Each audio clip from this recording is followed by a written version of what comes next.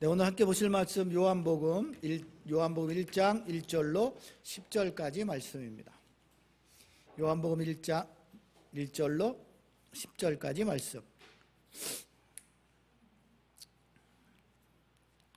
요한복음 1장 1절로 10절까지 말씀입니다. 네.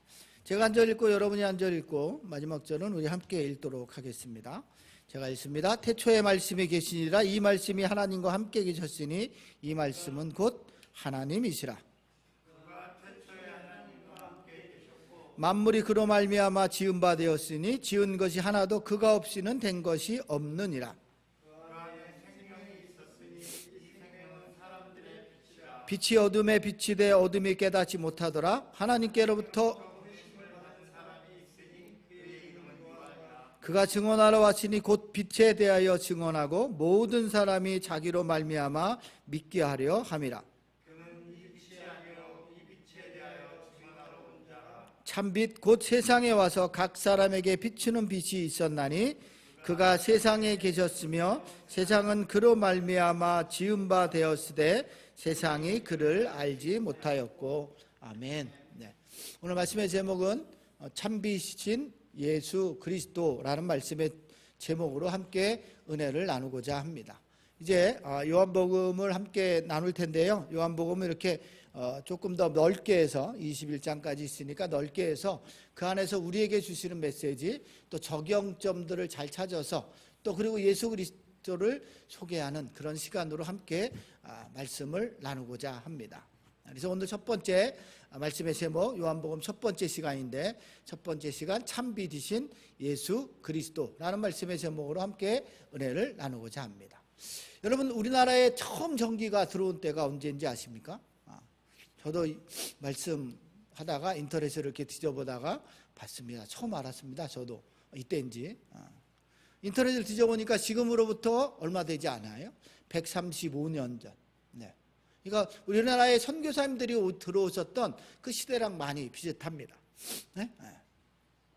1887년 3월 6일에 처음으로 우리나라에 전기가 들어왔다고 합니다. 그러니까 한 135년밖에 안 된 거예요. 장소는 어디냐면 지금의 경북궁의 건천궁이라고 하는 곳입니다. 이 건천궁은 고종임금이 경북궁의 북쪽에 지은 궁전이에요. 그거를 건천궁이라, 북쪽에 있는, 그래서 건천궁인데 그 뜰 앞에 설치된 두 개의 작은 공, 그러니까 뭐 어느 정도 되는지 모르겠지만 두 개의 작은 공에 불을 밝혀놓고 거기에 그 유리로 만든 전구처럼 만든 거기에 희양찬란한 불빛이 탁 들어온 것이 그것이 처음이라고 합니다. 그러니까 그게 135년 전인 거예요. 여러분, 에디슨이 1879년에 40시간을 유지할 수 있는 백열 전구를 만들었는데 그걸 만든 후에 8년 만에 우리나라에 전기가 들어온 겁니다. 이 에디슨을 통해서 우리나라에 전기가 들어오게 된 거예요. 그런 일화도 있습니다. 그러니까 여러분, 이 우리나라의 동아시아에서는 최초로 조선에서 전기불로 전등을 켰다고 합니다. 우리나라 처음으로, 동아시아에서. 그리고 그 당시 그 향원정이라는 연못가에서 발전기를 돌려서 전기를 만들었는데요. 그 향원정에 세워진 발전 설비가 동양에서는 가장 성능이 뛰어난 것이라고 말합니다. 그러니까 지금으로 하면 뭐 말도 안 되지만 16촉의 광영들 16촉 750개를 한 번에 킬 수 있는 그런 발전 시절을 갖고 있는 거예요. 그러니까 동양에서는 가장 컸다라는 거예요. 그래서 여러분, 이 처음 전기가 들어왔을 때, 빛이 비칠 때 그 건천궁 앞에 고종을 비롯해서 수많은 사람들이 모여 있을 거였어요. 그 두 개의 전구에 불이 딱 들어오는 순간 사람들의 반응이 어땠을까 좀 궁금합니다. 여러분이 만약에 빛을 처음 봤다면 여러분의 마음은 어떨까? 찬양 가사에 있는 것처럼 금방 했는데 신기하고 놀라워 이런 것처럼 전기를 처음 봤을 때 사람들이 정말 신기하고 놀라워했을 거라고요. 많은 사람들이. 그래서 여러분, 당시 그 건천구 앞에 켜진 전기불을 사람들은 뭐라고 불렀냐면 물불 이렇게 불렀고, 도깨비불이다 이렇게 부르고, 또 건달불이다 이렇게 불렀어요. 여러분, 물불은 뭐냐면 그 연복구 향원지에서 물을 끌어서 전기를 만들었기 때문에 물에서 불이 나온다 이렇게 말해서 물불 이렇게 말하기도 했고, 도깨비불은 그때 당시에 이 전력이 이 발전기가 원활하지 않으니까 불이 들어왔다 나갔다 들어왔다 나갔다 하니까 꼭 도깨비 같다 그래서 도깨비불이라 부르기도 했다고 합니다.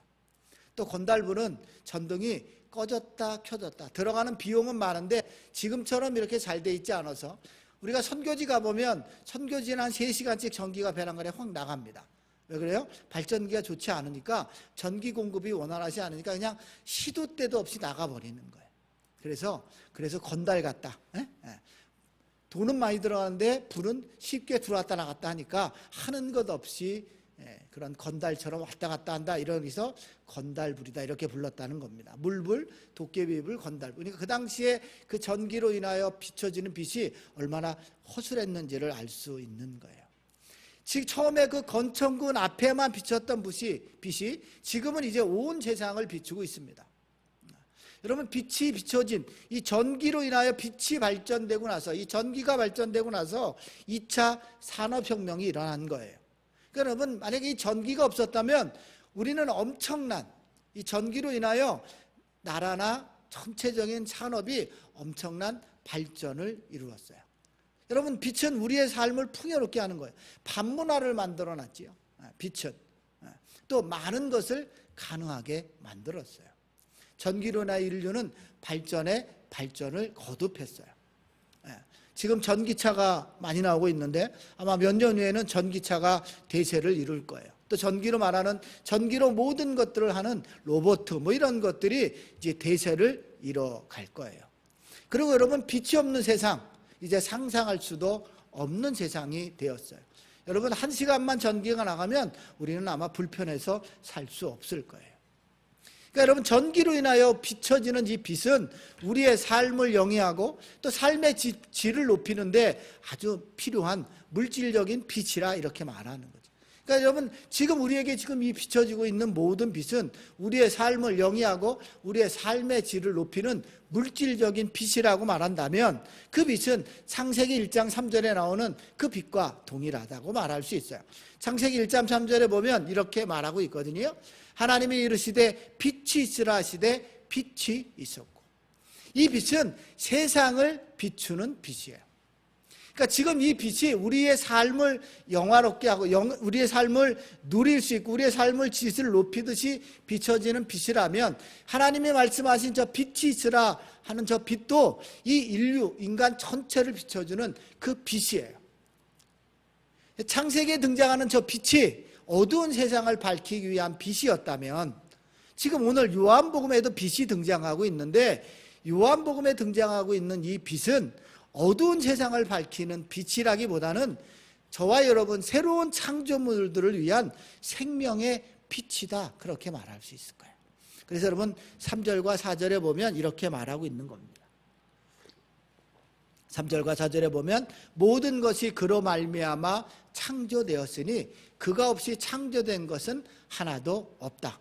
창조된 것은 그에게서 생명을 얻었으니 그 생명은 사람들의 빛이었다라고 말하고 있는 겁니다. 그러니까 여러분, 이 빛이 뭐냐면 생명이에요. 그러니까 모든 피조물, 만물은 예수 그리스도로 말미암아 창조되었는데 그가 없이 만들어진 건 하나도 없어요. 그러니까 예수 그리스도를 통하여 저와 여러분, 이 땅에 있는 모든 것들이 만들어졌어요. 그러니까 여러분, 모든 피조물은 누구와 연결되어 있는 거예요? 예수 그리스도와 연결되어 있는 거예요. 여러분, 아이가 부모의 품을 떠나는 순간 죽음에 이르는 것처럼 모든 피조물은 예수 그리스도와 연결되어 있어야 해요. 그것이 끊어지는 순간 우리는 죽는 거예요. 그러니까 피조물인 저와 여러분은 예수 그리스도 그분을 통하여 생명을 얻을 수 있고 생명을 누릴 수 있는 거예요. 그러니까 그런 그 빛의 비침을 받아야 우리는 살 수 있는 거예요. 만약 그 빛의 비침이 없다면 우리는 살아있지만 죽은 것이다, 그렇게 말하고 있는 겁니다. 왜냐하면 우리가 그 빛의 비침을 받지 못하면 우리는 아직 어둠이라는 그 죄악 속에 갇혀 있기 때문에 그래요. 그래서 오늘 이 요한복음 1장의 시작은 그 빛이 세상에 오셨다라고 말하고 있어요. 그리고 그 빛이 세상 모든 어둠 가운데 비춰지고 있는데 그 빛을 깨닫지 못했다라고 5절에 말하고 있는 겁니다. 5절을 한번 보시면 빛이 어둠을 비치되 어둠이 깨닫지 못하더니 라고 말하고 있어요. 여러분, 저기에 있는 이 깨닫다라는 말의 의미는 이런 말이에요. 뭔가를 강력하게 붙잡을 때 쓰는 말입니다. 또 어떤 사람을 막 쫓아가서 따라잡을 때, 이만큼 떨어져 있다가 그 사람을 막 쫓아가서 따라잡을 때 깨닫지, 이런 말이에요. 카탈람바로라고 하는 말인데, 또 어떤 것을 완전히 이해했다라고 할 때 쓰는 말이 이런 거예요. 그러니까 여러분, 오늘 여기 빛이 어둠을 비치되 어둠이 깨닫지 못했다, 어둠을 이해하지도 못했고 어둠을 붙잡지도 못했다, 이런 말의 의미를 담고 있는 거예요. 여러분, 하나님의 창조물, 하나님과 필연적으로 연결되어져 있는 우리 피조물 가운데 생명의 빛이 비춰짐에도 불구하고 왜 그 빛을 이해하지 못하는 걸까? 왜 그 빛을 붙잡지 못하는 걸까? 저와 여러분은 하나님과 죄로 인하여 분리되어서 있기 때문에 그래요. 하나님을 떠나서 살고 있었기 때문에 아무리 빛이 비춰져도 그 빛이 어떤 빛인지 알지 못하는 거예요. 그러니 여러분, 하나님을 모르는 사람들은 그 빛을 붙잡지도 않고 그 빛을 이해할 수도 없는 거예요. 그래서 여러분, 그 어둠, 그 죄악이라고 말한 어둠은 헬라어로 스코티아 이렇게 말하는데, 그냥 말 그대로 하면 어둠, 흑암, 애매모호할 때 이런 말을 쓸 때 그런 의미를 말해요. 그러니까 여러분, 이 스코티아라는 말은 비유적으로 세 가지 의미를 담고 있는데, 인간이 감춰져 있는 거예요. 인간이 숨겨져 있는 거예요. 우리 안에 숨겨져 있는 거, 은둔, 숨김, 이런 말을 쓸 때 스코티아 이런 말을 쓰는 거예요. 또 저와 여러분의 행위를 몰래 비밀스럽게 하는 것들을 말하는 거예요. 그리고 또 다른 사람을 기만할 때 쓰는 말이 스코티아예요. 또 말의 난해함이나 모호함, 말은 하고 있는데 저 사람 말이 너무 난해하고 말을 좀 빙글빙글 돌려서 할 때 그것을 어둠, 스코티아 이렇게 말하는 거예요. 또 지식이 결핍되어 있는 사람을 스코티아 이렇게 말하는 거예요. 그래서 여러분, 어둠은 뭐예요? 어둠 때문에 빛이 비치는 것을 깨닫지 못했다고 말하는데, 어둠은 뭐냐면 저와 여러분 안에 여전히 숨겨져 있는 죄악들을 말할 때 스코티아 이렇게 말하는 거예요. 또 여러분, 저와 여러분이 드러내고자 하지 않는 죄, 내 밖으로 꺼내놓고 싶지 않은 죄악들을 말할 때 말하는 거예요.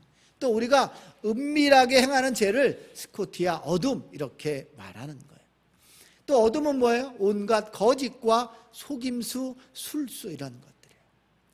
또 우리 안에 하나님을 알고자 하지 않는 마음, 또 하나님을 대적하고자 하는 불순종의 마음들이 어둠, 스코티아다 이렇게 말하는 거예요. 그러니 여러분, 저와 여러분 안에는 이런 것들이 안에 가득하게 있는 거예요. 그러니 여러분, 우리 안에 하나님의 빛이 비춰져도 그 빛을 붙잡지도 않고 이해하지도 않는 거예요. 빛보다 어둠을 더 사랑하는 우리들의 부패한 마음이 바로 스코티아다 이렇게 말할 수 있는 거예요.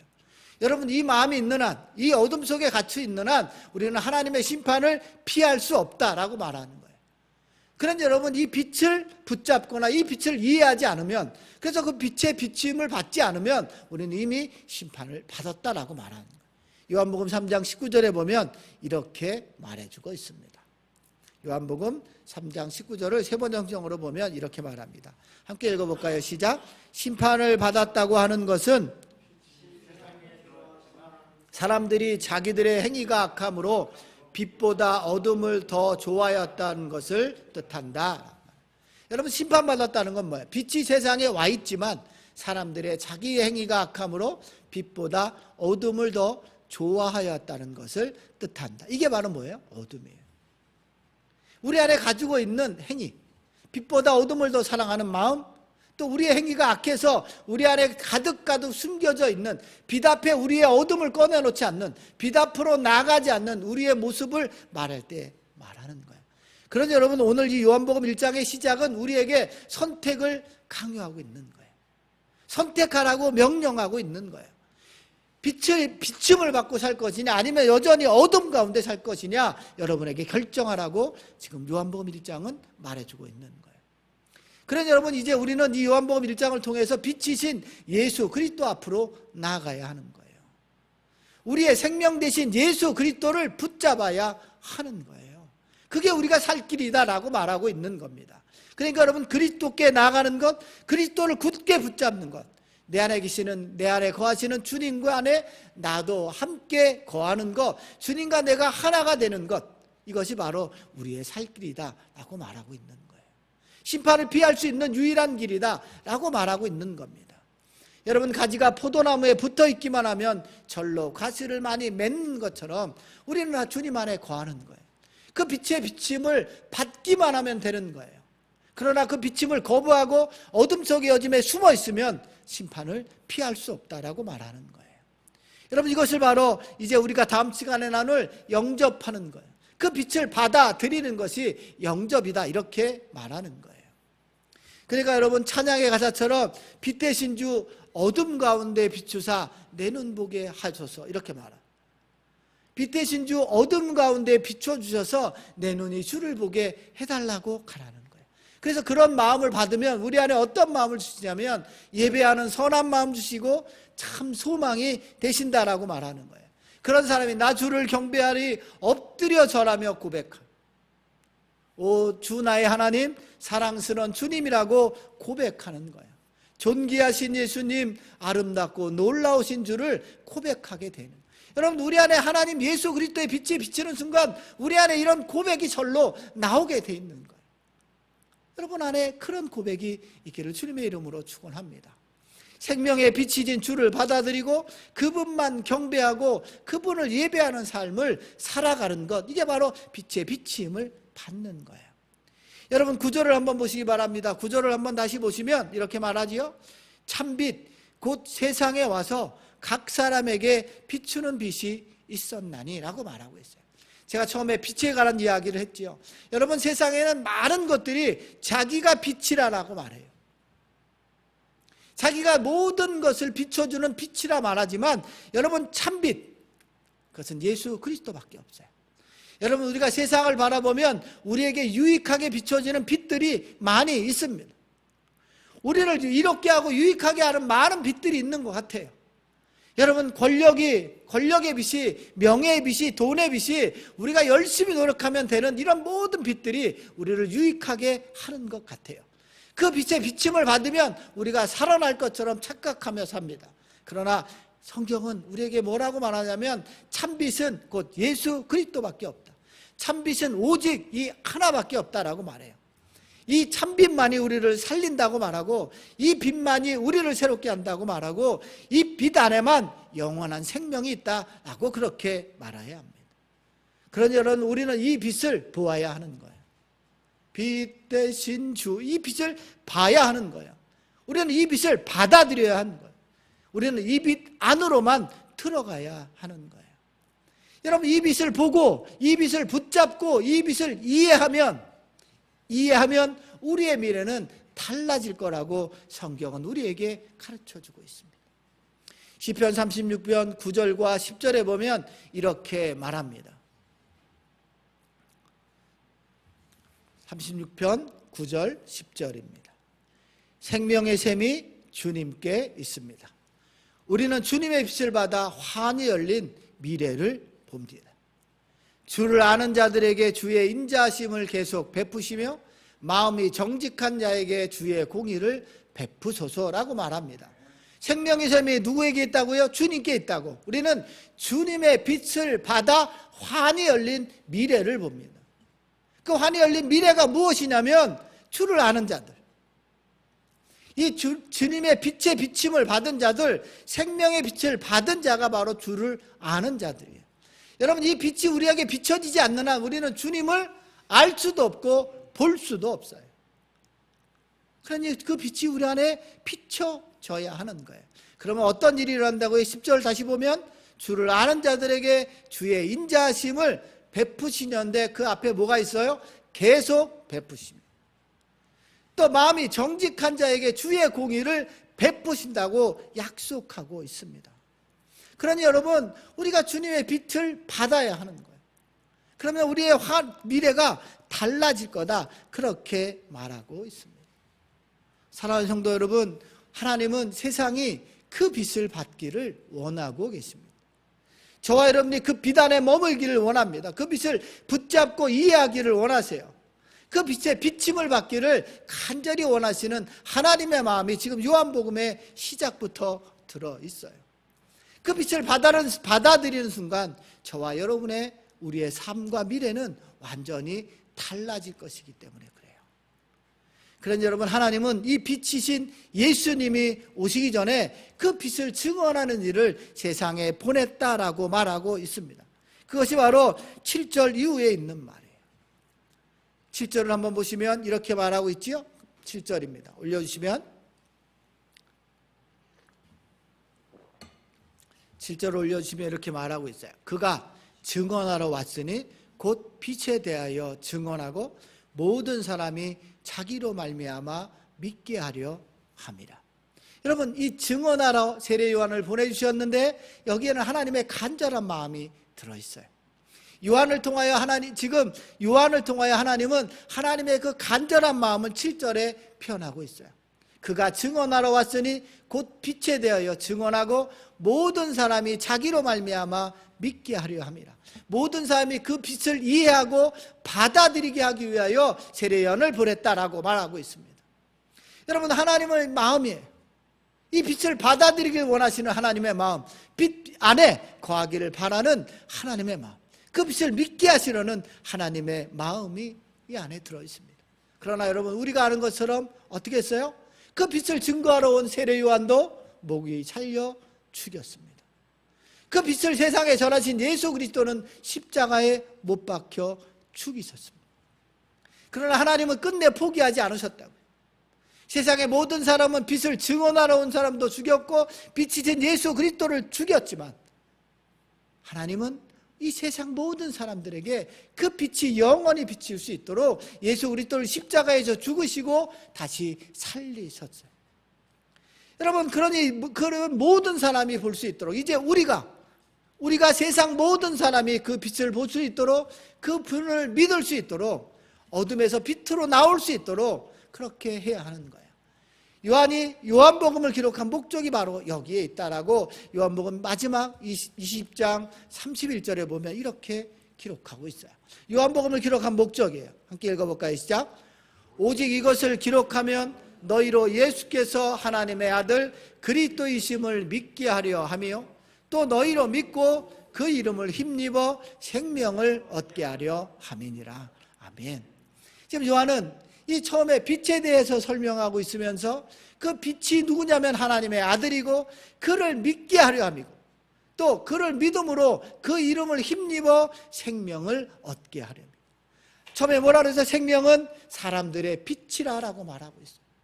그 빛이 생명인데 그 빛으로 인하여 그 빛을 생명을 얻게 하려 함이라고 말하고 있습니다. 여러분, 우리가 요한복음을 강해하는 이유도 성경을 읽는 이유도 바로 여기에 있습니다. 예수가 하나님의 아들이심을 믿는 거예요. 또 그 이름을 힘입어서 영원한 생명을 얻는 거예요.